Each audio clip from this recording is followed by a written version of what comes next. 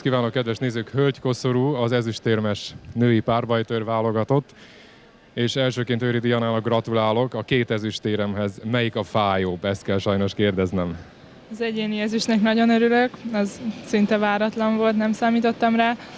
A csapat az egyértelműen kudarcként fogom fel. A többiek is így fogják föl, hogy kudarc egy ezüstérem a denveri arany után? Igen. Igen, nagyon szerettük volna megvédeni azt az aranyat, és nagyon jól ment szerintem nekünk végig. Az elején nem szabadott volna úgy elengedni a német csapatot 5-0-ra. Ugye, ha jól tudom, Szőcs Zsuzsa csereként állt be. Jól emlékszem rá? Nem tudta megváltani a világot? Hát, hogy nem tudta megváltani a világot, végül is egy győzelemmel tényleg nem tudta megváltani. Na sajnos az az igazság, hogy tényleg annyira elhúztak a németek, hogy azért 5-0-ról nagyon nehéz nyerni.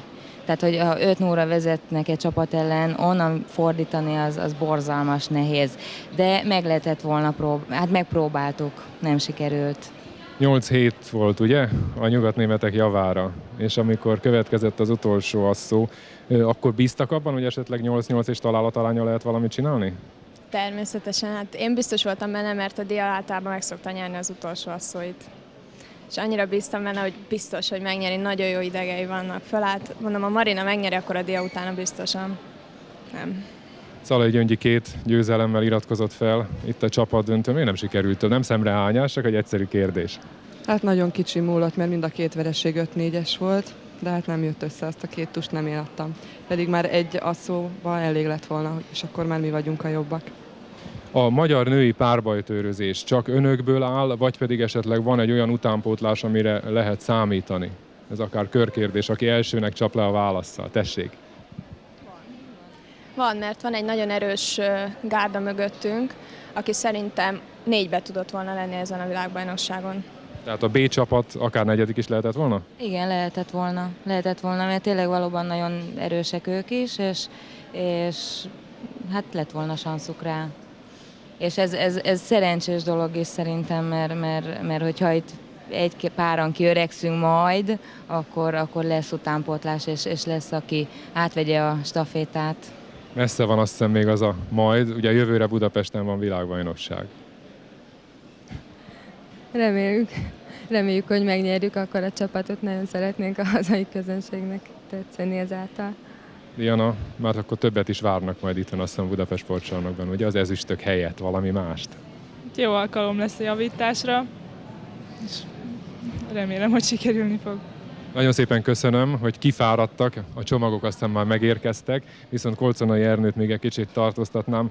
Ernő, nem akarom kényes kérdésre kezdeni. Hány éves vagy? 37 vagyok, nem kényes ez a kérdés. Meddig akarod még csinálni? Ez ugyanúgy nem szemrehányás, mint ahogy a második helyért, vagy a nem elért győzelemért szóltam az előbb. Te már régóta ismersz engem, egy jó pár évvel ezelőtt is csináltál velem riportot, mint újságíró is. Én nekem a szerelmem a vívás. Amíg szüksége van a magyar vívásnak rám, addig szívesen vívok. Ha nincs szüksége a magyar vívásnak rám, akkor is szívesen vívok, legfeljebb nem a magyar vívásban. Ugye 7. lettél most. Ez a helyezés, ez egy várt helyezés, vagy lehetett volna jobb is? Nézd oda, olyan kiegyensúlyozott a párbajtőr mezőny, és a világ ranglista első 16 helyezettjéből már kihullottak már a 64 között is emberek, hogy nézd, a fiam, aki itt van, Itt volt. messze itt volt, ő megjósolta, hogy döntőbe leszek. Ezt szeretném megköszönni mondjuk Kovács Tamásnak is, hogy bízott bennem, mert ilyen körülmények között tudni kell, ugye, és tudjátok, hogy én a görög válogatott edzője is vagyok. Mondjuk 1-2 évvel ezelőtt ez elképzelhetetlen lett volna, hogy én a válogatott színeibe induljak. Most a Kovács Tamás bízott bennem, hogy rendesen végzem a munkát kint, és csak 1 héttel a világbajnokság előtt tudtam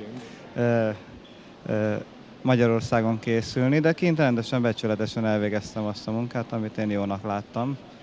És úgy érzem, hogy 2 világbajnokot vertem meg, és egy olimpiai bajnokot a döntőig, és közben sajnos a hegedűssel is összekerültem, aki jelenleg a Magyarországon a második legjobb. Utánad? Hát most jelenleg utánam. de őt nagyra becsülöm, mert rengeteg munkát végzett el, és ha talán nem velem kerül össze, akkor ő is döntőbe kerülhetett volna. Ernő, nagyon szépen köszönöm, hogy kifáradtál te is. További sok sikert, és azt hiszem most egy kis pihenés is rátok fér. Én köszönöm szépen, szervusz! Köszönöm szépen, kedves nézők, újra a stúdió, viszontlátásra!